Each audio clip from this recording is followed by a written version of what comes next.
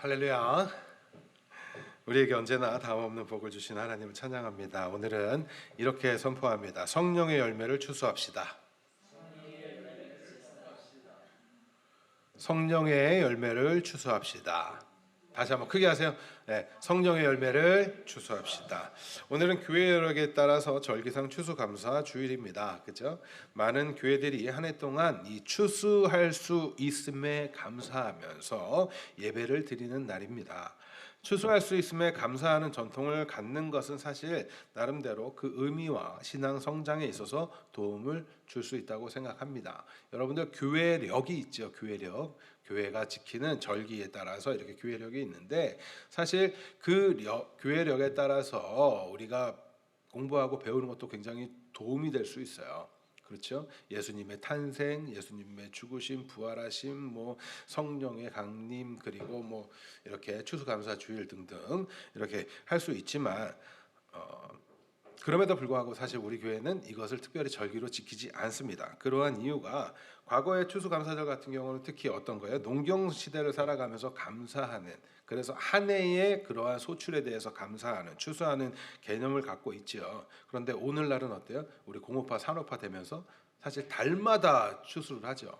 달마다. 물론 연봉이라는 개념이 있기도 하지만, 그래서 이런 것들은 사실 시대적으로도 변할 수 있는 것들이에요. 그러니까 왜 우리 교회는 추수감사절을 따로 지키지 않습니까? 이런 질문 하실 필요가 없는 겁니다. 아시겠죠? 그럼에도 불구하고 그 의미를 기억하면서, 왜요? 인간은 망각의 동물이에요. 까먹어요. 감사를 까먹어요. 그런데 한편으로는 어때요? 많은 사람들이 또 교묘하게 그날만 감사하는 걸로 생각한단 말이에요. 저희 교회가 왜 안 하는지, 이것을 제가 특별히 이렇게 강조하고 있지 않는지 여러분들 아시겠죠? 특정한 날, 특정한 주일에만 추수에 대해서 감사하는 삶이 아니라 모든 순간, 모든 날이 우리에게는 추수감사하는 날이 되어야 돼요. 여러분들 이거 굉장히 중요합니다. 좋아요가 뭔가요 이거?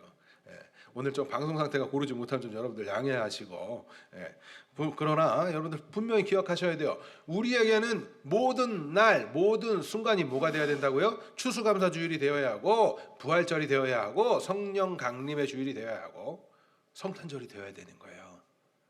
그 날만이 아니라. 그런데 자꾸 까먹으니까 그거를 이렇게 더 그때만이라도 기억해 보자라는 것이지, 그 날만이 아니란 말이에요. 그런데 사람들은 참 교묘해요. 그 날만 이렇게 생각한단 말이에요. 그러지 않습니다.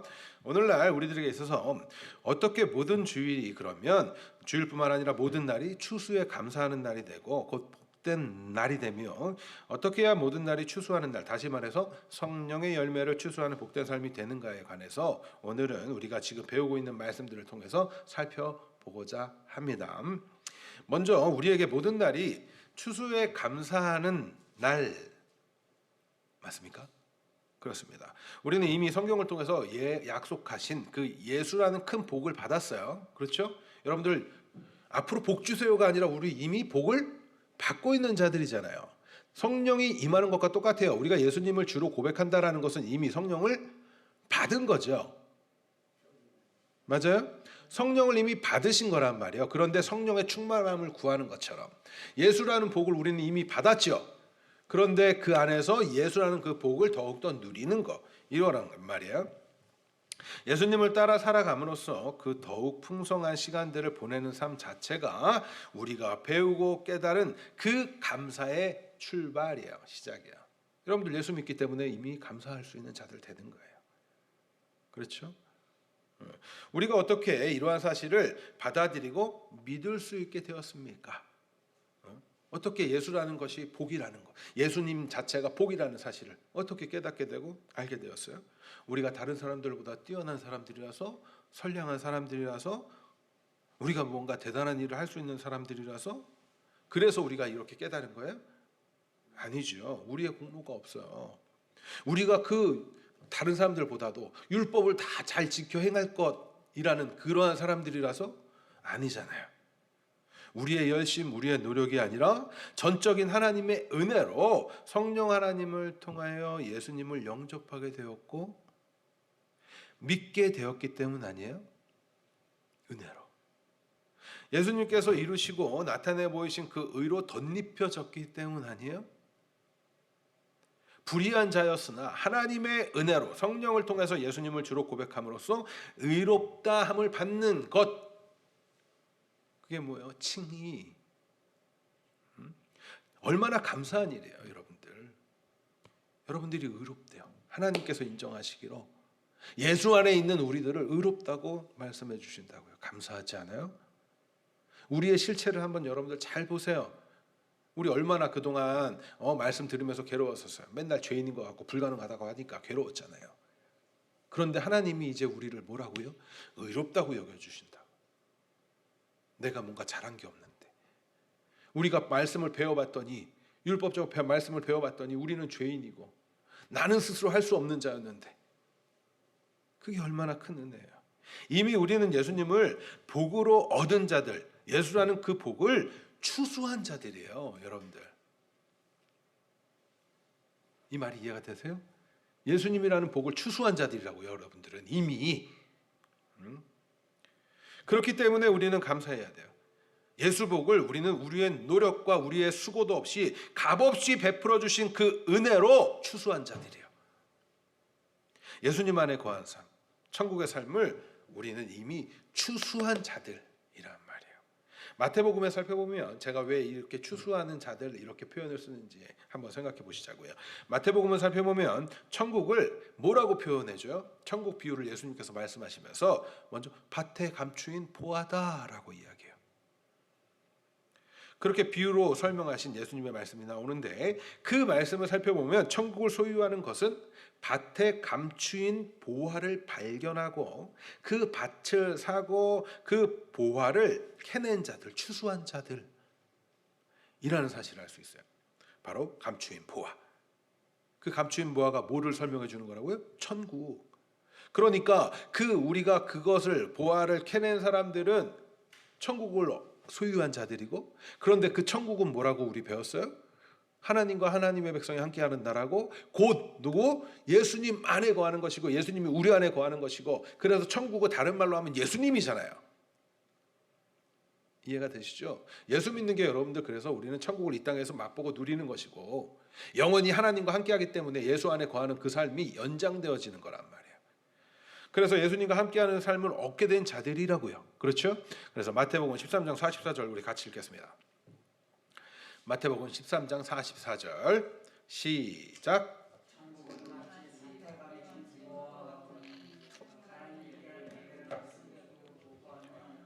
돌아가서 자기 소유를 다 팔아 그 밭을 사느니라. 왜 돌아가서 사요, 그 밭을? 그걸 알았거든.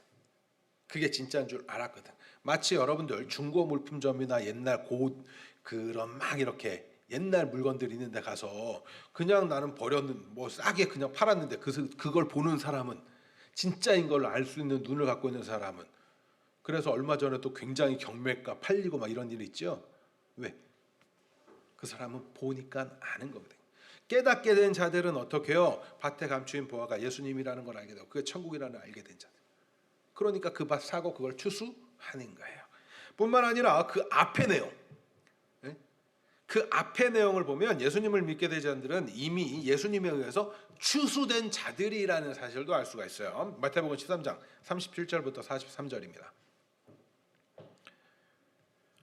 같이 읽습니다. 시작. 대답하여 이르되 좋은 씨를 뿌리는 이는 인자요, 밭은 세상이요, 좋은 씨는 천국의 아들들이요, 가라지는 악한 자의 아들들이요, 가라지를 뿌린 원수는 마귀요, 추수 때에는 세상 끝이요, 추수꾼은 천사들이니 그런즉 가라지를 거두어 불에 사르는 것 같이 세상의 끝도 그러하리라. 인자가 그 천사들을 보내리니 그들이 그 나라에서 모든 넘어지게 하는 것과 또 불법을 행하는 자들을 거두어 내어 풀무불에 던져 넣으리니 거기서 울며 이를 갈게 되리라. 그때의 의인들은 자기 아버지 나라에서 해와 같이 빛나리라. 귀 있는 자들은 들을.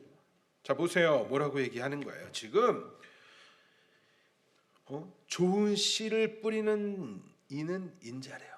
예수님이시죠. 예수님이 씨를 뿌려요. 그리고 뭐 한대요? 마지막 때에 추수한대요. 그런데 우리가 예수님을 믿게 되었다는 건 이미 우리는 지금 마지막 때를 살아가고 있으면서 이미 어떻게 해요? 예수님께 추수된 자들이란 말이에요. 그러니까 우리는 우리의 입장에서 예수님을 추수한 것이고 하나님의 입장에서 하나님이 우리를 추수한 거예요. 그러니까 우리 추수에 감사를 드릴 수 있습니까? 없습니까? 매일매일 추수에 감사를 드려야 되는 이유 이해가 되세요? 단지 1년에 내가 수확한 거 이거 감사합니다 정도의 그러한 수준이 아니라 매일매일이 여러분들 추수의 감사의 날이 되어야 하시는 거예요. 왜요? 우리는 천국을 소유한 자고 하나님이 우리를 소유한 자니까. 우리는 추수된 자고 추수한 자니까. 그러면 우리가 해야 되는 질문들이 뭐예요? 앞으로 더 어떻게 추수의 기쁨을 누리며 살아갈까? 같은 말씀 아니에요? 그렇죠. 예수님을 믿음으로 이제 그 예수 안에 있는 삶을 더욱더 누리는 것. 성령을 받았어요. 성령 안에 있는 삶을 누리는 것.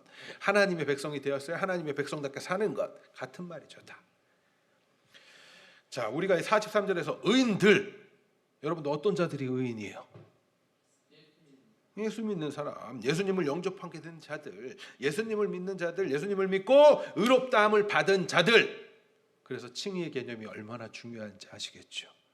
이 개념을 올바로 알고 있으면 이렇게 성경을 읽으실 때 예수 믿어서 의롭게 된 자들을 말하는 거구나. 내가 스스로 율법을 지켜 의롭다함을 받았던 그 사람, 의롭다함을 증명하겠다는 그 사람들이 아니라 예수 믿음으로 예수님이 보이신 그 의로 예수님의 그 물과 피로 씻겨진 우리들이 바로 그 안에 있는 자들이 의롭다함을 받는 거구나 알게 된다고요. 이렇게 예수님을 영접하고 믿게 된 자들, 의롭다함을 받는 자들은 영적으로 이미 예수님께서 추수한 자들입니다. 믿으시기 바랍니다. 동시에 천국을 추수한 자들, 그 은혜를 입은 자들이라는 사실을 여러분들 기억하시기 바라요.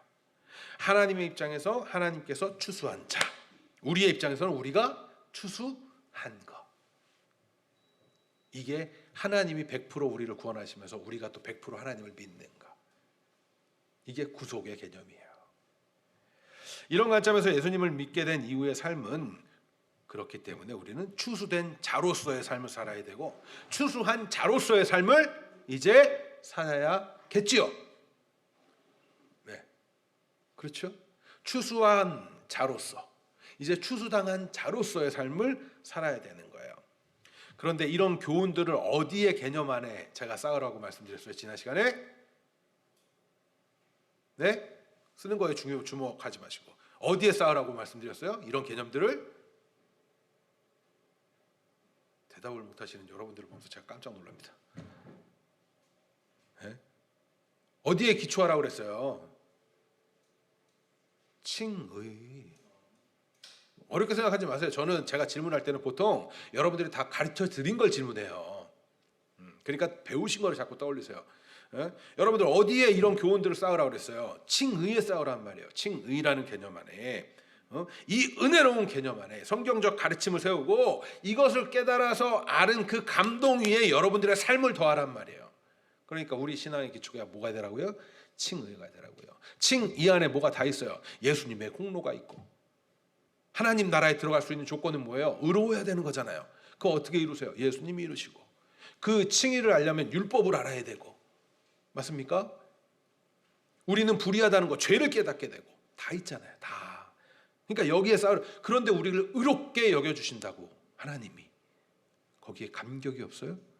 거기에 감동이 되지 않아요? 그러면 여러분들 다시 시작하셔야 돼요. 율법을 다시 한번 보면서 내가 얼마나 죄인인지를 더욱 깨달으셔야 돼요. 여기에 감동이 나타나서 어떻게 되는 거예요? 그래 맞아. 하나님의 백성은 이제 의롭게 살아야 되는구나. 왜? 우리 이미 의롭다고 여겨주셨으니까 이제 그 의로운 가운데 살아야 되는구나. 그 삶은 어떤 삶이더라? 성령의 열매를 나타내는 삶이구나. 성령의 열매를 추수하면서 살아가는 삶이구나. 이렇게 이해가 되셔야 된단 말이에요.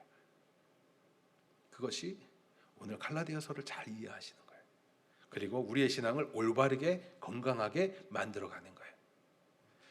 우리가 분명히 알아야 할 점은 이 칭이라는 개념은 일반적인 그 종교 세상의 종교에서는 타종교에서는 있을 수 없는 개념이에요. 왜요? 세상의 모든 종교들은 모두가 자신의 업적, 자신의 공로를 앞서 얘기해요. 고행, 그죠? 자신의 치성, 내가 얼마나 선하게 살았어요. 이게 기준이란 말이에요. 그래서 뭐라 그래요? 그 어디 옥황상제 막 이런 데 앞에 가면은 거기에 너는 선하게 살았구나 이러면서 다시 이런 거 얘기하잖아요. 여러분들 영화 보셨잖아요. 뭐 지옥 얘기 막 나오는 그런 거 다 뭐라고 그래요? 그래서 윤회 사상 다 그런 게 뭐예요? 착하게 살면은 다시 나중에 사람으로 더 좋은 걸로 태어난다는 거잖아요. 거기엔 뭐가 기준이에요?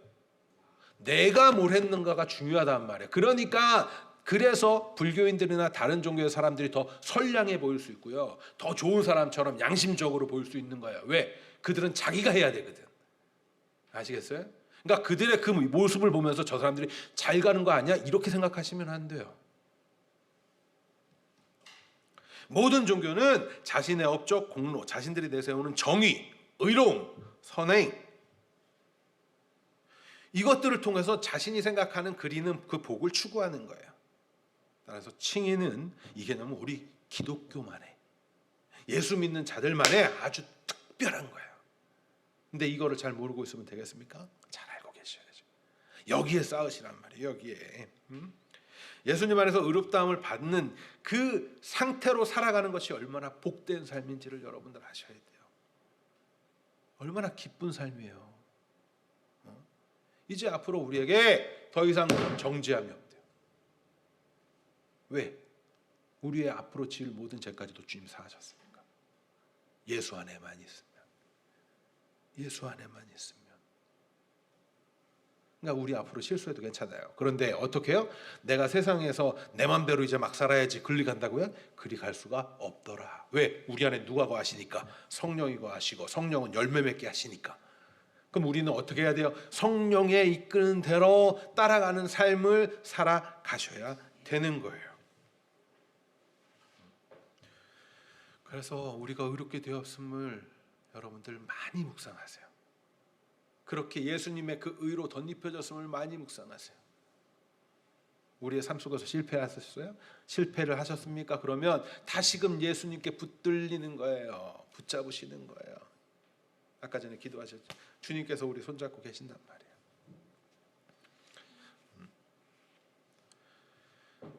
이렇게 이 감격 가운데 이 진리를 깨닫고 감격을 느끼고 이 감격 가운데 살아가기를 소망하는 이들이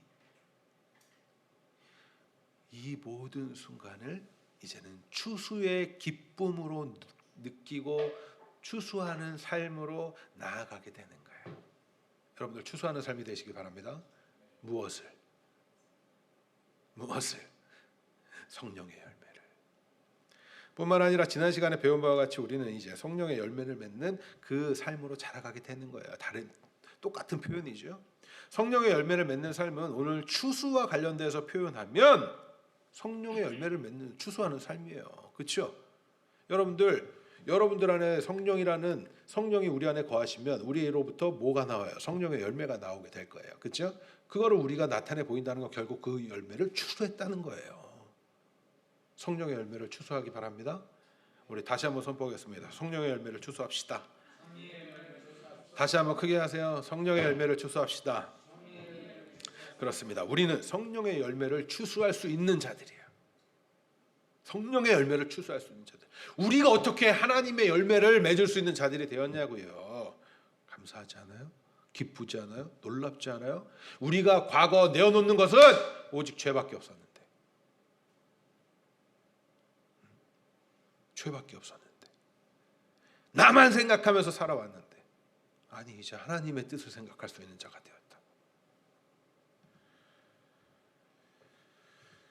이 성령의 열매를 맺는 삶은요, 이제 예수 믿는 자들의 목적이고 목표예요. 여러분들 사역이고 사명이라고 생각하셔야 돼요. 여러분들의 사명이 뭐라고요? 추수하는 거. 무엇을? 성령의 열매를. 자꾸 사명, 사역 이러면 굉장한 걸 막 떠올려요. 그런데 대부분 얘기 들어보면 세상의 가치관하고 딱 맞물려 있어서 나와요. 여러분들 오해하시면 안 돼요. 예수 믿는 자들의 삶은요, 세상의 가치관과 같은 길을 걸어가는데 하나님이 그저 나를 도우시는 거 아니에요. 하나님의 뜻을 깨닫고 하나님의 나라의 가치관대로 살아가는 게 예수 믿는 자들의 삶이고, 그게 통치를 받는 삶이고 다스림에 있는 삶이에요. 여러분들의 사명이 뭐라고요? 성령의 열매를 맺는 거. 왜요? 밭에 씨를 뿌리고 농사하고 하며 해야 맺어질 거 아니에요. 그게 우리 일이잖아요. 그렇죠. 그게 일이잖아요. 그러니까 여러분들 성령의 열매를 맺기 위해서 헌신하시고 수고하시기 바랍니다. 그거 하는 거예요. 세상의 방식과 오늘날 성도가 살아가는 방식이 다른 게 있어요. 세상의 방식의 핵심은요, 결과론적이에요. 그래서 그 결과의 성과가 굉장히 중요하죠. 대표적으로 기업들을 보세요. 기업은 그게 중요해요. 이 한 사람이 이 일을 하면서 이 프로젝트를 하면서 상처를 받고 안 받고가 중요하지 않아요. 그런데 예수 믿는 자들도 그런 사고를 갖고 있는 사람들 굉장히 많아요. 특히 교회에서 무슨 봉사를 하면서 내가 뭔가를 되게 뽐내야 되고 잘해내야 되고 하는 거에 초점을 두고 있는 그런 경우가 굉장히 많아요. 사역자들 중에도 굉장히 많아요. 그래서 그것이 일이 막 잘못되면 막 성질을 내고 이러시는 분들이 있어요. 여러분들은 잘 모르시겠지만. 그런데 하나님의 나라는 그게 우선이 아니에요. 뭐가 우선이에요? 사역과 같이 생각하세요. 사역. 성령의 열매를 맺는 데가 우선이라고. 그러면 성령의 열매는 어디 가운데 맺어지는 거예요? 관계 가운데 맺어지는 거죠. 맞습니까? 하나님과의 관계, 인간과의 관계, 이웃과의 관계에서 맺어지는 열매잖아요. 이거는 그냥 어떠한 업적을 쌓기 위해서, 여러분들 성령의 열매 우리 지난 시간에 배웠는데 그 열매들이 그냥 내가 어떤 일하는 데 필요한 건가요? 그 일하는 데 필요한 능력이에요? 아니잖아요. 관계 가운데 나타나는 능력이라고요. 그래서 예수 믿는 자들은 결과를 자꾸 생각하면서 거기서 뭔가를 얻으려고 교회에서 일하면 안 돼요. 아시겠습니까? 앞으로 우리 교회도 마찬가지예요. 우리 교회도 내년에 또 후년에 하나님이 인도하시는 그때까지 어떠한 일들을 많이 할 거예요. 그런데 그때 여러분들 가장 먼저 생각하셔야 될 건 뭐라고요? 관계, 성령의 열매. 이거는 집에서도 마찬가지예요. 아이들 자녀를 양육할 때도 마찬가지고, 부부간에 이렇게 관계를 형성하고 맺을 때도 마찬가지고. 대부분 가정이 다투는 이유가 뭐예요? 뭐 때문에 다퉈요? 돈 때문에 다퉈요. 그런데 그 돈 때문에 얼마나 수많은 관계들에서 상처를 줘요. 그렇죠? 말 한마디에 상처 주고. 그런 이유가 왜요? 왜 그래요? 돈이라는 그 성과 때문에 그래요. 여러분들 아니에요. 예수 믿는 자들은 그렇게 사는 게 아니에요. 예수 믿는 자들은 뭐예요? 성령의 열매를. 하나님이, 여러분들 여기 계신 분들은 너무나 잘 알잖아요. 열심히 안 해서 여러분들 망했나요? 아니죠. 열심히 했는데 망했어요. 사람이 해도 안 되는 거 있더라고요. 그렇죠? 왜 그럴까요? 노력하지 않아서? 게을러서? 아니잖아요. 그런데 왜 그래요? 그 안에서 뭘 배우라고? 뭘 배우라고? 하나님과의 관계를 배우라고. 그걸 통해서 다시 또 뭘 하라고? 하나님의 관계에서 열매를 맺으라고. 그런데 그거를 모르니까 계속 고생하시는 거예요. 그거를 깨닫게 된 자들은요, 그 안에서 뭘 알아요? 이 망하고 흥하고가 중요한 게 아니구나. 이 안에서 하나님과의 관계가 중요하구나. 이 안에서 있을 때도 주님 안에서 주의 사랑을 나누고 열매를 맺어가는 그 관계, 부부의 관계가 더욱더 돈독해지고. 그런데 문제 생기면 헤어지고 깨지는 관계들, 그거 왜 그래요? 자기가 생각하는 이상이라는 그 목적이 있기 때문에 그래요. 그런데 거기서 관계를 배워야 된다고 생각해 보세요. 말 한마디를 더욱더 조심하게 되고, 그죠? 더 위로해 주고 격려해 주려고 하고. 그게 여러분들 신앙인들의 삶의 방식이에요. 생각을 바꾸셔야 돼요. 생각을 바꾸셔야 돼요. 우리는요, 성령의 열매 맺는 게 우리의 사명이고 사역이라는 점을 여러분들 명심하세요. 여러분들의 사명이 뭐라고요? 무슨 사명 캠프 같네요. 우리의 사명이 뭐라고요? 성령의 열매 맺는 거. 우리는 추수할 수 있는 자입니다. 맞습니까? 추수한 자예요. 이미 하나님은 우리를 의롭다 여겨주셨다는 건 이미 추수했다라고 인정해 주시는 거라고. 그러면요, 우리는 이제 그것을 증명하면서 나타내면서 살아야 된다고요. 그러니까 성령의 열매를 맺으시기 바랍니다. 우리는 맺을 수 있는 자들이에요. 그런데 우리가 나를 높이면서 하려고 할 때 이게 될까요? 나의 정욕대로 하려고 그럴 때 될까요? 거칠애로 보이는 척 할 수 있어요. 그러나 하나님은 그거 인정하지 않잖아요. 보이는 척이 아니라 자꾸 하나님의 말씀에 따라가려고 애쓰셔야 돼요. 외식하는 삶이 아니라 하나님의 말씀에 내가 순종하려고 하는 사람. 그래서 나를 자꾸 추교해야 되는 거죠. 그런데 성경에서는 분명히 뭐라고 말해요? 이미 십자가의 정욕을 못 박은 자래요, 우리는. 그런데 맨날 이렇게 정욕이 살아있어요. 문제 있는 거죠. 인식하세요. 여러분들, 우리의 신앙이 잘 성장해 가기 위해서는요, 자꾸 인식하는 게 중요해요. 그냥 한 귀로 듣고 한 귀로 흘리고 나중에 또 듣고 또 듣고 흘리고 이러면 될 거라고 생각하시면 안 돼요.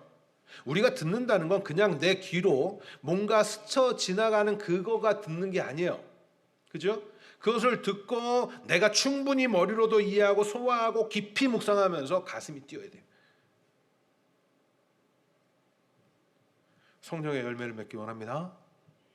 5장 24절부터 26절 같이 읽겠습니다. 시작. 육체와 함께 그 정욕과 탐심을 십자가에 못 박았느니라. 이미 못 박았다잖아요. 그죠? 같이 읽습니다. 25절 26절. 헛된 영광을 구하여 서로를 노엽게 하거나 서로 투기하지 말지니라. 율법에서 자유함을 얻은 자들, 곧 이제 성령의 법 아래 살아가는 자들은 이미 자신의 육체의 쾌락을 위하여 자신의 육체의 탐심을 쫓으며 살아가는 자들이 아니라는 거예요. 이미 그것은 죽었다 이야기하잖아요. 우리가 의롭다함을 받는다는 뜻이 바로 그런 뜻 아니에요? 우리의 옛사람은 죽고 이제 성령 안에서 새로운 사람이 되어서 새로운 인생을 살아가는 자들이 바로 우리들이 예수 믿는 자들이라고요. 여러분들이 예수 믿는데도 왜 내 인생은 맨날 이럴까요? 거기서 이럴까요는 세상의 가치관에 갇혀서 거기서 잘 살고 못 살고를 보면서 이럴까요잖아요. 사실 아닌가요? 맞죠? 예수 믿는 자로서 왜 내가 잘하지 않을까요를 고민하기보다는 사실 그걸 더 고민하죠. 내가 예수 믿고 이렇게 했는데도 불구하고 내 인생 내 삶은 왜 여전히 가난할까요? 아니에요? 그건 문제 있는 가치관이라고. 그거는 세상의 가치관이라고요. 세상 종교의 가치관이라고. 기독교의 가치관이 아니에요. 예수 믿는 자들 하나님 나라의 가치관이 아닌 거예요. 그거 바꾸셔야 돼요. 그럴 때 뭐를 다시 한번 떠올리시라고요? 칭의. 헛된 영광이 뭐예요, 여러분들?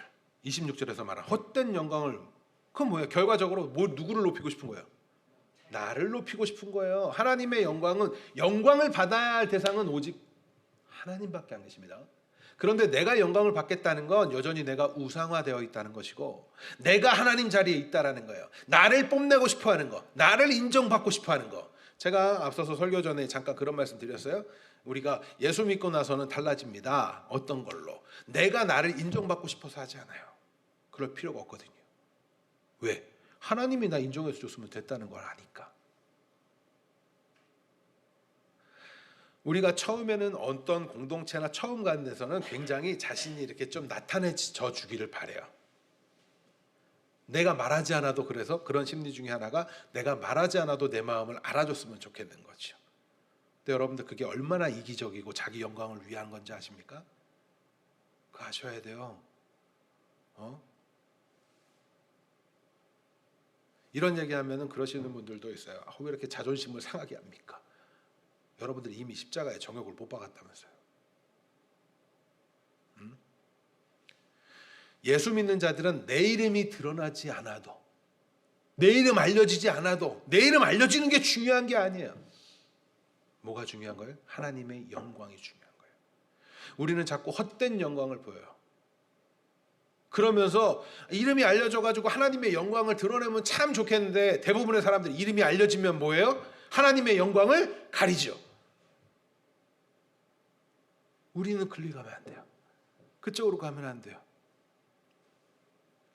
그래서 이런 찬양, 이 세상 사람 날 몰라줘도, 여러분들 찬양하실 때 찬양곡 안에 있는 찬양 시들이 얼마나 많은 묵상과 깊이가 있게 쓰여졌는지 몰라요. 근데 우리는 그냥 노래 부르듯이 흥얼흥얼 하는 경우가 굉장히 많아요. 근데 한 구절 한 구절, 한 대목 한 대목을 깊이 한번 생각해 보세요. 그냥 쉽게 부를 수 있는 찬양들인가? 저는 그런 얘기를 간혹 하죠. 제가 그런 말씀 많이 드려요. 여러분들 기도했으면 기도한 대로 좀 행하세요. 이런 얘기 많이 하죠. 기도하는 내용들 들으면 정말 이분의 신앙이 엄청납니다. 그런데 그 다음 행동하는 거 보면 그렇지 않아요. 이런 경우가 많죠. 우리 스스로에게 사실 다 발견되는 부분들이에요. 근데 여러분들 기도했으면 기도한 대로 행하려고 애쓰셔야 돼요. 찬양했으면 찬양하려고 애쓰셔야 돼요. 우리는요, 헛된 영광을 구하는 자들이 아니에요. 내가 그 영광을 하나님의 자리에 앉아가지고 그거 취하려고 하는 자들이 아니에요. 그런데 이게 싫다는 거예요. 이게 기분 나쁘다는 거예요. 내가 왕이어야 하는데. 그런 생각이 여전히 든다면 다시금 뭐를 떠올리세요? 칭의를 떠올리세요. 내가 죄인이었고 내가 의로워서 의로워진 게 아니라 예수님이 의로워서 예수님의 흘리신 그 피로 내가 의로워졌다라는 그 사실을 여러분들 기억하시란 말이에요. 교만해지려고 할 때마다. 이런 점에서 좀 전에 읽었던 이런 말씀들 외우신 거 굉장히 좋겠죠. 못 외우겠으면 성경 자주 읽으세요. 안 되면 적어 놓으시고. 우리는 내가 영광치 않은 자들이 아니에요. 물론 하나님께서는요, 우리에게 잘했다, 수고했다, 하나님의 그 영광을 다시 나누어 주시죠. 하나님 나라에 갔을 때. 그런데 내가 그 영광을 위해서 추구하며 가는 삶과 내가 그냥 충성하며 살았더니 하나님이 영광을 주시는 건 다른 거란 말이에요. 그렇죠? 의도가 사람에게 있어서, 우리 인간들에게 있어서 의도가 굉장히 중요합니다. 겉으로 보이는 거는 다 이렇게 할 수 있다니까요. 자원봉사 할 수 있어요. 베풀 수 있어요. 나눠줄 수 있어요. 무엇 때문에? 내가 좋은 평판 받으려고. 그런 의도를 가지고 하는 것과, 아니 마음이 내가 하나님의 영광, 하나님의 말씀에 따라 그냥 순종하면서 하는 것과 겉으로 보이는 건 같을 수도 있어요. 오히려 의도를 가지고 하는, 접근하는 그 사람들의 모습이 더 좋을 수 있다니까요. 그러나 하나님은 그걸 중요하게 생각하지 않는다고, 인정하지 않는다고. 순수함, 순결함, 사랑하니까 줘야지. 그죠? 사랑하니까 나눠야지. 근데 어떤 사람들은 그래요. 내가 사랑받고 싶어서 던져놔. 줘보는 거야, 한번. 그런데 그거 안 알아줘? 그럼 삐져. 그건 건강한 게 아니에요. 어린 거예요.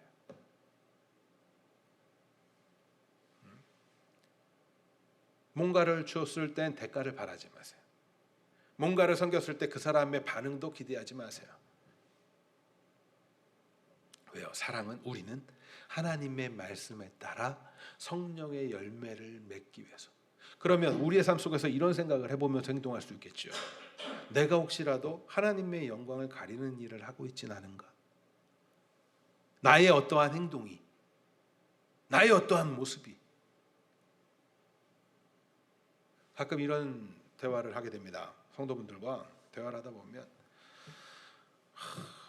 90이 다 되신 할머니, 넘으신 할머니인데도 이런 얘기를 하실 때가 있어요. 내가 우리 집은 이렇게 해서 몇 대가 신앙생활을 했고 막 이랬어요. 그런데 내 딸이 지금 신앙생활을 안 해요. 교회를 안 다닌대요.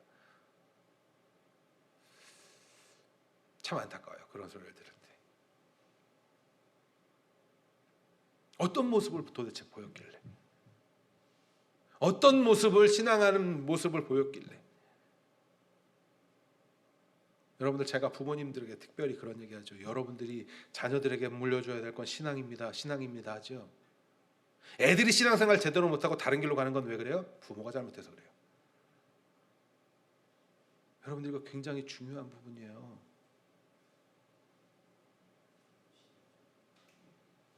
그러니까 더 철저하게 하셔야 돼요. 모델이 되어주시기 위해서 더 철저하게 하셔야 돼요. 그러면서 어떻게 해야 돼요? 성령의 열매를 나타내고 추수하기 위해서 하시기 바라요. 자, 그러면 이런 생각을 해볼 수 있을 거예요. 어떻게 해야 성령의 열매를 이 추수하는 삶을 더욱더 살아갈 수 있을까? 달리 말하면 이 하나님 안에서의 그 복된 삶을 더욱더 누릴 수 있을까? 자, 오늘 말씀에서 이해하자면 6장 1절에 먼저 우리는 두려움으로 자신을 살피는 것이 필요해요. 6장 1절 같이 했습니다. 6장 1절 시작. 신령한 너희는 온유한 심령으로 그러한 자를 바로잡고 너 자신을 살펴보아 너도 시험 받을까 두려워하라. 우리는 살아가면서 육신의 연약함으로 인해서 때때로 실수를 하거나 우발적으로 범죄를 저지르는 사람들을 보게 될 때도 있어요. 그렇죠? 특별히 이 교회 공동체 안에 문제가 있었잖아요. 그렇죠? 갈라디아 교회에 유대 율법주의자들에 의해서 다시금 율법으로 돌아가는 그러한 성도들이 있었기 때문에 서신을 쓰고 있잖아요. 이 배경을 항상 기억하세요.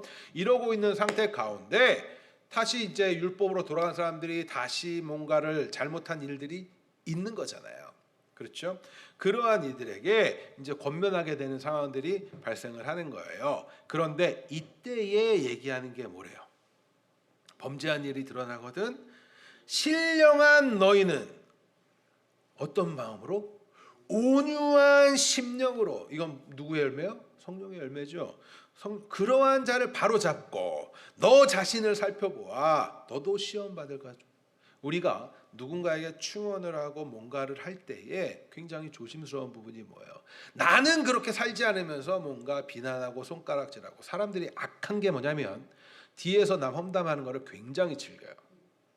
그죠? 근데 그러한 일들이 결국에는 어떤 일이 돼요? 시기하고 분쟁하고 다툼하고 나 파당짓게 하고 이런 일. 그게 누구의 모습이었어요? 육신을 따르는 자들의 모습이었잖아요. 여러분들 이거 주의하셔야 돼요. 나를 돌아봐야 돼요. 분명히 교회 공동체 안에서 특별히 우리 교회에서도 마찬가지예요. 치리가 필요해요. 제가 간혹 여러분들에게 그러죠. 그렇게 하시면 안 돼요. 라는 얘기 말씀드리죠. 그건 일종의 치리예요. 왜? 그거 필요한 거예요. 건강해지기 위해서는 잘못된 점에 대해서 그러니까 그런 걸로 상처받지 마세요. 혹시라도. 왜요? 그거 필요한 거예요. 바로 잡아야 돼요. 분명히 그러죠. 아유, 그 교회니까 사랑으로 무조건 덮어줘야지. 이렇게 얘기하지 않아요. 바로 잡으라고 이야기해요. 그렇죠? 바로 잡아야 돼요. 그런데 어떤 마음으로? 온유한 심령으로. 오래 참고 기다리면서 여러분들에게 말씀드리는 거예요. 또 우리도 이제 나중에 다 여기 중직자들로 다 되실 텐데 여러분들이 나중에 우리 교회 공동체 안에서 자라가고 있는 사람들에게 뭔가 그러한 치리를 우리가 같이 해야 되는 때도 생길 수 있겠죠. 그럴 때 어떤 마음으로? 온유한 마음, 심령으로. 그런데 어떻게? 나를 살펴보면서. 여러분들 살펴보시기 바라요. 이러니까 얼마나 교회에서 이렇게 세워져 가는 게 어렵고 힘든 일인지 아시겠지요. 더 조심하게 될 수밖에 없는지 아시겠지요. 뭐래요? 너도 시험을 받을까 두려워하래요. 두렵고 떨림으로 구원을 이루는 것처럼 여러분들. 우리는 너무 쉽게 비난하고 조롱하고 정죄해요. 뭐 세상을 보는 눈도 마찬가지예요, 여러분들. 나는 그렇지 않은 걸 항상 비춰보셔야 돼요. 그러다 보면 사실은 점점 그런 것들을 하지 못하게 되겠죠. 만약 그렇다고 하면 나는 안 그래요. 아니요. 자신을 속이고 있는 것 대부분이 그럴 거예요. 때로는 유대 율법주의자들이 갖고 있는 그릇된 율법적 가치가 사랑을 알지 못한 채 율법의 잣대를 들이밀면서 업신여기기도 하는 그러한 경향들 우리들에게는 있지 않은가? 이를 통해서 하고자 하는 게 뭐예요? 그런 것들 하면서 하는 게 뭐예요? 상대적으로 자신을 높이고 싶은 거죠. 왜 비난하고 그거 막 지적하면서 그래요? 나 높이고 싶으니까. 근데 이게 뭐라고요? 앞서서 우리가 5장에서 봤던 자기의 영광.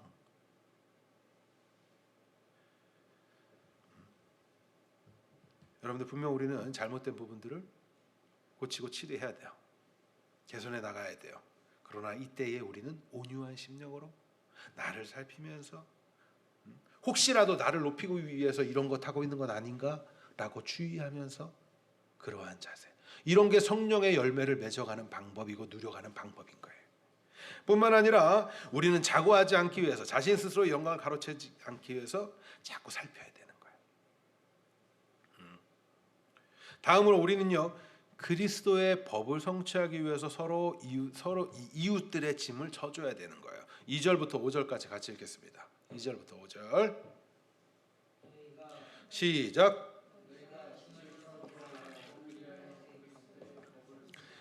만일 누가 아무것도 되지 못하고 된 줄로 생각하면 스스로 속임이라. 각각 자기 일을 살피라. 그리하면 자랑할 것이 자기에게는 있어도 남에게 있지 아니하리니 각각 자기의 짐을 질 것이라. 그리스도의 법이 뭡니까? 우리는 한 단어로 하면 사랑이죠. 사랑이에요. 율법의 정신이, 사실 율법은 나쁜 게 아니에요, 여러분들. 율법의 정신은 사랑이란 말이에요. 하나님 사랑, 이웃 사랑이에요. 그런데 그걸 알지 못하고 겉으로 자기 의를 드러내려고 하는 그 문제가, 그게 문제지. 율법이 나쁜 게 아니라 율법을 대하는 태도가 나쁜 거라고요.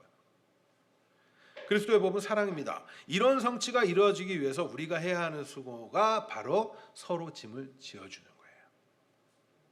그렇다면 짐을 짓다라는 그 의미가 뭘까요? 성경에서 살펴보면 짐을 이렇게 지다라는 그 표현은 죄와 관련된 표현으로 많이 사용이 돼요. 그렇죠? 그래서 예수님께서 세상 죄의 짐을 담당한다, 이런 표현들을 쓰죠. 예수님 안에 있는 우리도 그 짐을 함께 지는 거예요. 어떻게요? 형제의 잘못들, 그것들에 대해서 공동체적 책임을 갖는 거예요. 왜? 우리는 예수 그리스도를 머리로 한 몸이에요. 자, 예수 그리스도 안에 있는 우리가 누군가가 잘못하고 실수하고 문제를 일으킬 수 있죠. 그럴 때 어때요? 만약에 내가 몸이라고 생각을 해보란 말이에요. 내 왼팔이, 이건 오른팔이군요. 왼팔이 잘못을 했어요? 그러면 이것만 비난하고 있을 수 있어요? 내가 아프잖아요. 그런 마음이 필요한 거예요. 연약해지는 어떠한 누군가, 그들을 볼 때 그런 마음이 필요한 거예요. 여러분들, 짐을 같이 지는 거예요. 보통 우리는 잘못된 일을 행하는 사람들을 대할 때 나는 그렇지 않은 사람인 척하지요. 깨끗하고, 나는 깨끗하고, 나는 고귀하고. 하지만 그런 모습은 자기를 속이는 모습에 불과할 뿐이라고 이야기하잖아요. 자신을 살피라고 다시 한번 얘기해 주는 거예요. 우리가 예수님 안에 거하에 있는 자들, 법 아래 있는 자들이라고 한다면 우리는 자신을 살피고 우리의 몫의 짐을 지고, 그뿐만 아니라 이웃들의 짐을 함께 지겠다는 그러한 마음, 예수님 안에서 하나의 공동체로서의 인식이 필요해요. 특별히 또 짐이라는 건 이런 것도 있을 수 있어요. 여러분들, 어떤 집은 가난할 수 있어요, 경제적으로. 어떤 집은 좀 풍요로울 수 있어요. 그런데 우리 그러죠. 똑같이 예수 믿고 똑같이 뭔가를 하는데 왜 저 집은 부자가 되고 우리는 가난해요? 왜 그럴까요? 나누라고. 상황이 역전될 수도 있어요.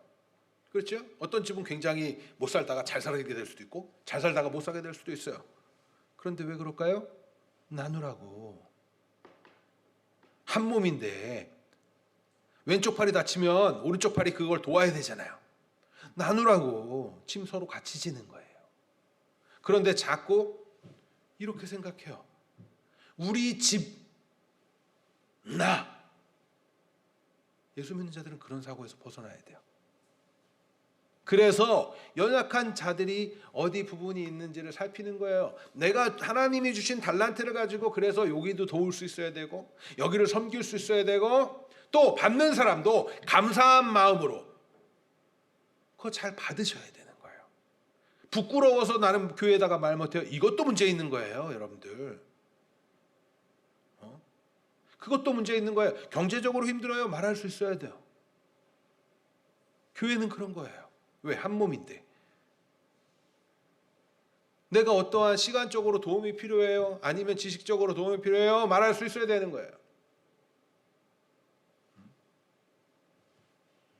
왜요? 우리는 하나의 공동체, 한 몸이기 때문에.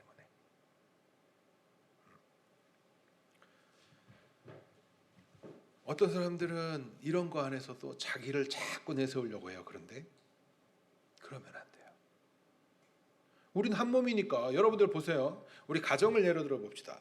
우리 집사님 아들이 아파요. 그러면 집사님은 편한가요? 아이 신나. 나는 아들 아프니까 나는 아주 좋아. 산으로 들러.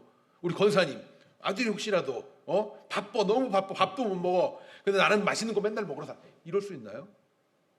아 그럴 수도 있죠. 그럴 수도 있지만 사실 그렇지 않죠. 마음이 불편하고 안타깝고 우리 교회 성도들을 보면서도 그래야 되는 거예요. 왜? 우리는 예수 믿는 특별히 제가 오늘 우리 교회라고만 말을 하지만 예수 그리스도를 믿는 모든 교회를 보면서 그런 마음을 가져야 되는 거예요. 선교적인 교회.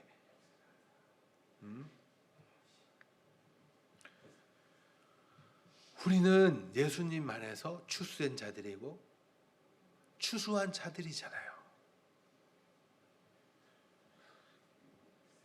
다음으로 우리가 살아가는 이 추수하는 삶은 자기의 육체를 위하여 심는 삶이 아니라 성령을 위하여 심는 삶이 되어야 합니다.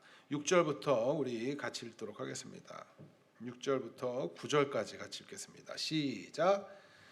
가르침을 받는 자는 말씀을 가르치는 자와 모든 좋은 것을 함께하라. 스스로 속이지 말라. 하나님은 업신여김 받지 아니하시나니 사람이 무엇으로든 심든지 그대로 거두리라. 자기의 육체를 위하여 심는 자는 육체로부터 썩어질 것을 거두고 성령을 위하여 심는 자는 성령으로부터 영생을 거두리라.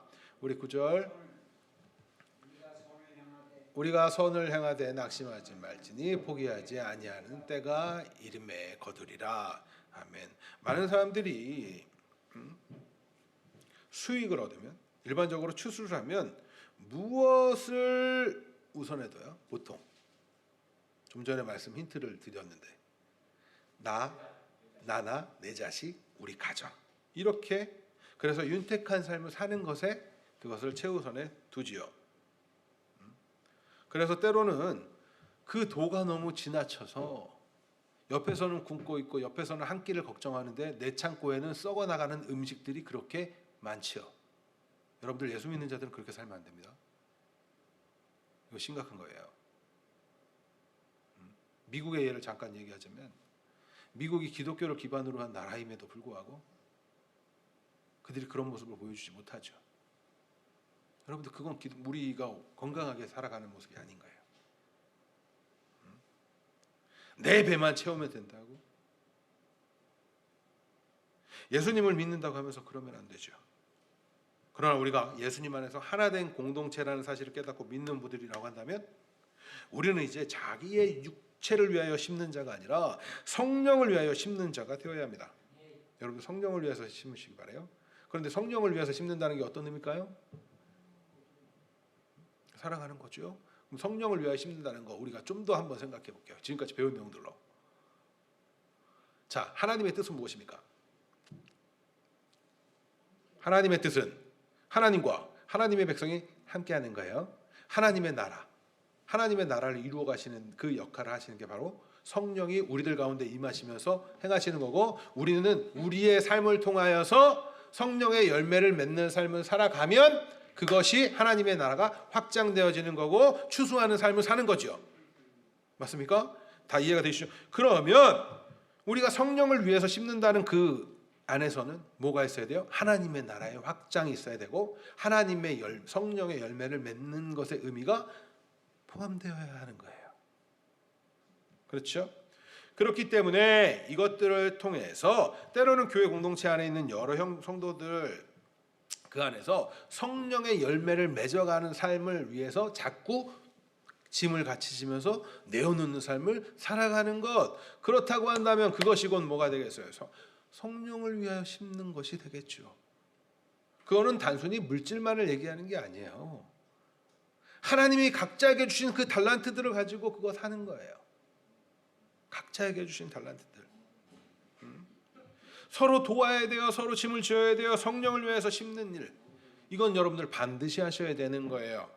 그러면 다시 말씀드릴게요. 교회가 앞서서 어떠한 결과를 위주로 뭔가를 활동을 하고 일을 해야 된다고 말씀드렸나요? 그렇지 않지요. 뭐가 우선이 되어야 된다고요? 관계. 마찬가지 아니에요? 지금 이야기도?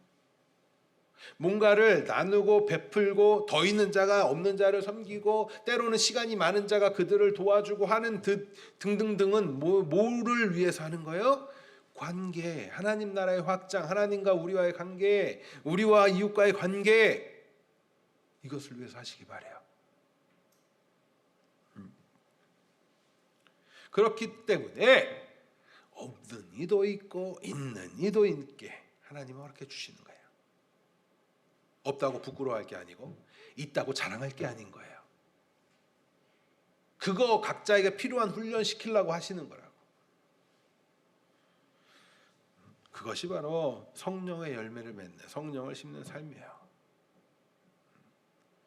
이렇게 성령 맺는 삶을 통해서 추수하게 되는 것, 영생이라고 얘기하잖아요. 그렇죠? 영생이라고 얘기하잖아요. 그럼 영생은 어떻게 추수하는 거예요? 예수 안에 있는 것이고, 예수 안에 있으면 성령의 열매를 맺는 것이고. 그러니까 성경을 알고 나면, 이렇게 모든 것들을 잘 정리하고 있으면 굉장히 쉽죠.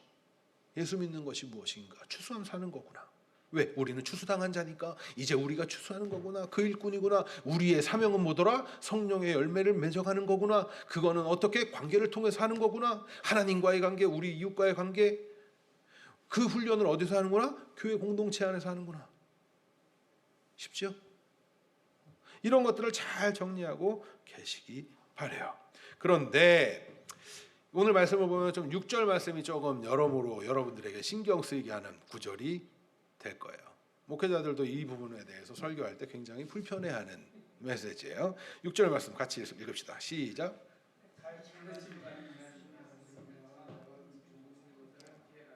좋은 것을 함께 합시다. 이 구절 가지고 많은 분들이 그런 얘기하죠. 하늘에 심어라 그러면서 목사한테 잘해라. 그러면 너희가 복 받을 거야. 이 땅에서 복. 이런 식으로 결론을 많이 맺는 말씀이에요. 사실 여러분들이 그래서 이 말씀, 여러 목회자들이 이 말씀에 대해서 설교할 때 굉장히 조금 불편해하기도 해요. 하지만 여러분들이 성경에서 말하고 있는 바까지는 알고 계셔야 되잖아요. 그래서 한번 봅시다. 가르침을 받는 자 누구예요? 성도들입니다. 말씀을 가르치는 자 누구예요? 목회자들이에요. 당시에는 사도들이나 그리고 그 교회가 개척되어지면 장로들, 어른들을 세우고 거기 또 말씀의 교사들이 세워서 말씀을 가르치고 했어요. 특별히 이 갈라디아 교회에서도 이런 그 말씀을 가르치는 이들이 있었어요. 그리고 지금 이것을 쓰고 있는 사람은 누구예요? 네, 하나님께서 감동하셔서 바울이 쓰고 있어요. 이 배경을 먼저 이해하시기 바래요.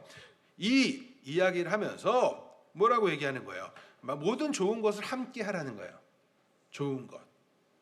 분명히 사실 이 내용 안에서 좋은 것 안에는 물질적인 것 포함됩니다. 이 교회 공동체 안에서 전적으로 말씀 사역을 맡고 있는 사람은 쉽게 말하면 생활에 대한 어떠함을 하지 않고 전적으로 전임적인 사역을 하잖아요. 그러면 그가 어떻게 생활해야겠어요? 교회 공동체 안에서 그들을 위해서 말씀을 연구하고 가르치고 전하고 있기 때문에 그에 맞게 그 교회 공동체가 그의 삶도 해결해 주는. 왜?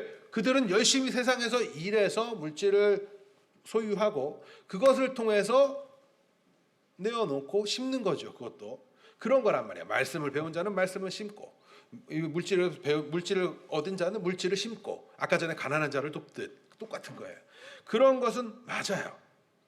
이거는 구약 시대에도 보면 어떻게 해요? 초대교회, 구약 시대부터 초대교회까지 오늘날까지도 교회에게 주어진 임무 같은 거예요. 사실은 전임적으로 사역하는 말씀 사역자들에 대해서 그 삶을 살아갈 수 있게, 그래야 말씀을 연구하고 더 전달해 드리니까. 그런데 이때의 중요한 개념이 있어요. 바로 성령 안에서 함께 세워져 가는 공동체, 한 몸, 지금까지 계속 배우고 있는 한 몸이라는 자세, 무엇보다 성령의 충만한 가운데 이웃 사랑을 실천하는 마음과 자세로 그 말씀을 사역하고 있는 그러한 양육자들을 섬기는 거예요.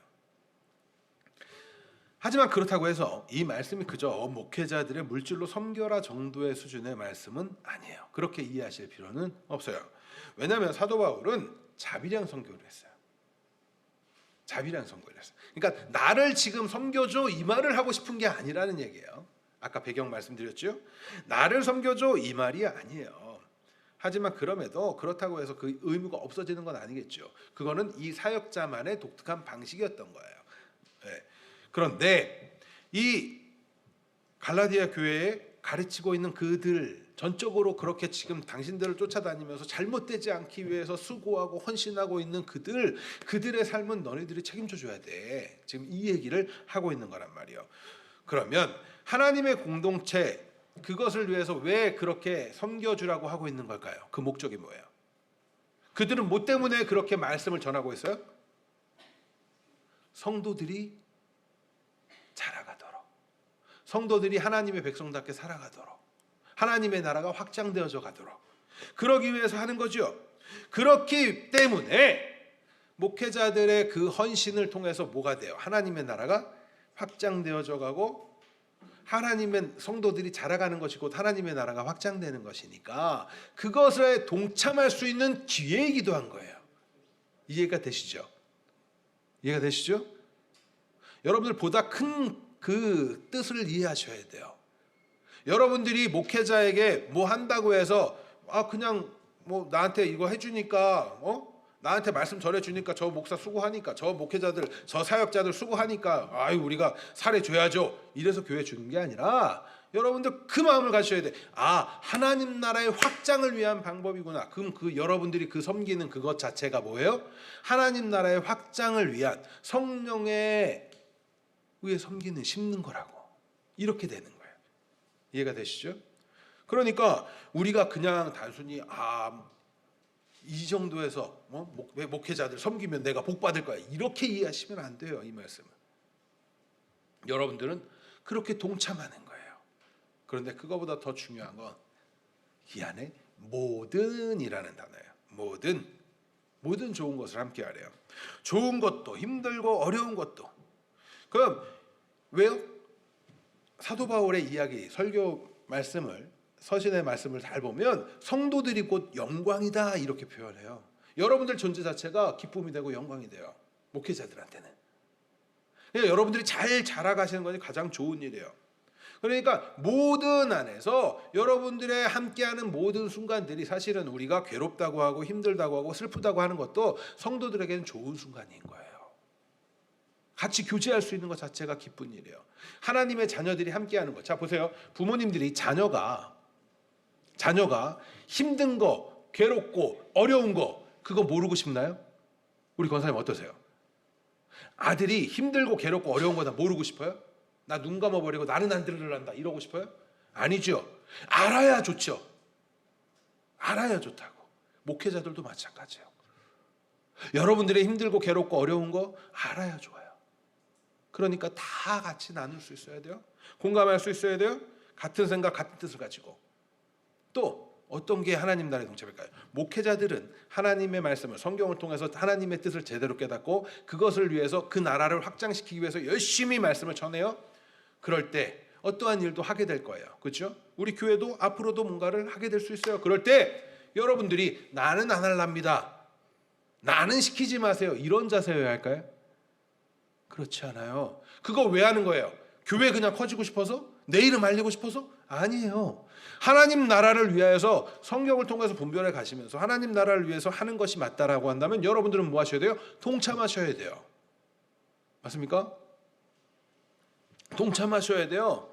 그거 자체도 기쁜 거를 나누고 있는 거예요. 성령으로 심고 있는 거예요.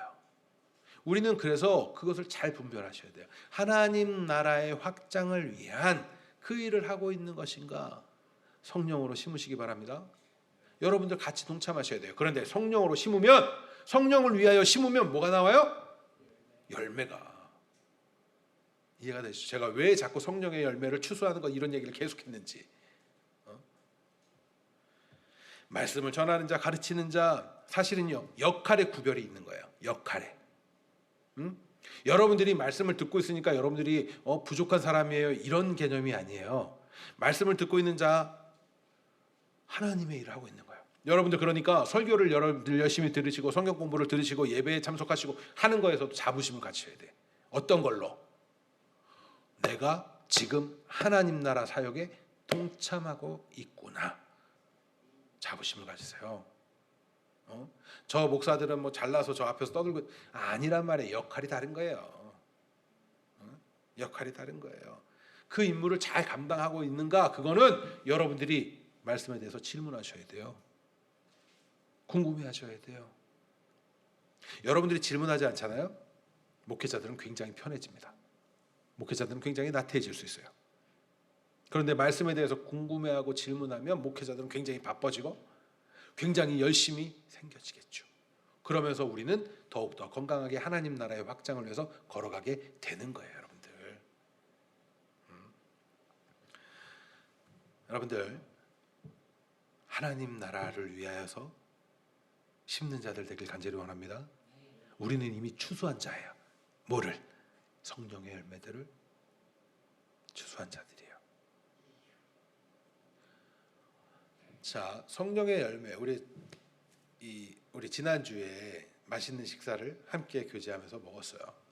자, 그때 그런 얘기를 들었어요. 우리 집사님 그런 마음이 들어서 그거를 들으면서 그게 또 다른 성령의 열매 맺는 방식이라는 거예요. 그런데 본인은 모르더라고요. 이게 성령의 열매를 맺는 거라는 방식인 걸 몰라요. 그래서 제가 오늘 오시면 말씀을 드리려고 했더니 빠지셨네. 여러분들, 그게 성령을 맺는 방식이에요. 왜? 이거를 통해서 우리가 관계를 세워가고 그런 마음이 드는 거잖아요. 저는 우리 교회가 건강하게 잘 자랄 줄 믿습니다. 변화는 그렇게 시작되는 거예요. 그냥 나를 뽐내고 싶어서가 아니에요. 신경이 쓰이는 거예요. 여러분들, 사랑하면 신경 쓰입니까? 안 쓰입니까? 쓰이죠. 뭐 하나 궁금하죠? 아유, 이거는 먹을까?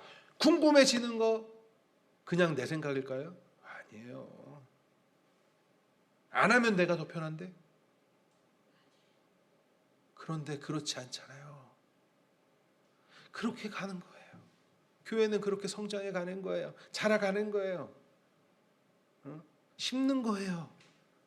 그런데 참 놀랍게도 하나님의 그 성령의 열매를 심고 열매를 맺기 위해서 하는 이거 나는 모르는 거예요.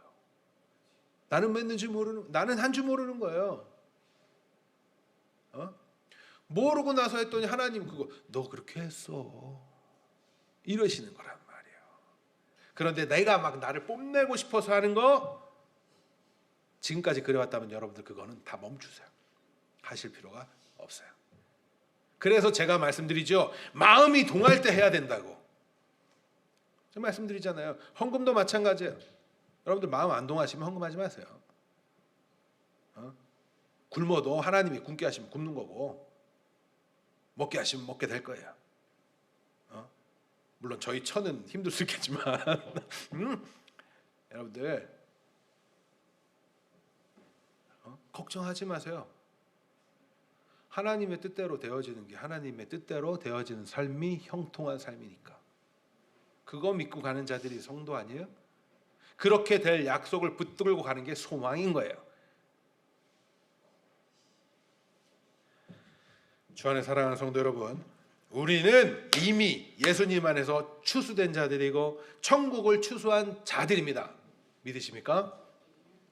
따라서 이제 우리는 성령의 열매를 추수하고 영생을 추수한 그 삶을 살아가고 살아낼 수 있는 자들이에요. 희망을 품으세요. 소망을 품으세요. 이 사실을 기억하고 끊임없이 선을 행하십시오. 참이 놀랍죠. 말씀이 9절 10절 다시 한번 읽을게요. 놀랍지 않습니까? 우리가 선을 행하되 낙심하지 말고, 그렇죠? 포기하지 아니하면 때가 이름에 거두리라. 그러므로 우리 기회가 있는 대로 모든 이에게 착한 일을 하되 더욱 믿음의 가정들에게 할지니라. 믿음의 가정들이 모이는 이 교회 공동체. 여러분들, 그래서 제가 말씀드리죠. 여러분의 가정도 작은 교회들입니다. 하시기 바래요. 하시기 바래요. 선을 행하되, 근데 낙심할 때가 있다 없다? 있다 없다? 있다. 그렇기 때문에 뭐라고도 말씀하세요? 포기하지 말라. 그러면 때가 이르리라. 포기하지 마시고 끊임없이 행하시기를 간절히 소망합니다.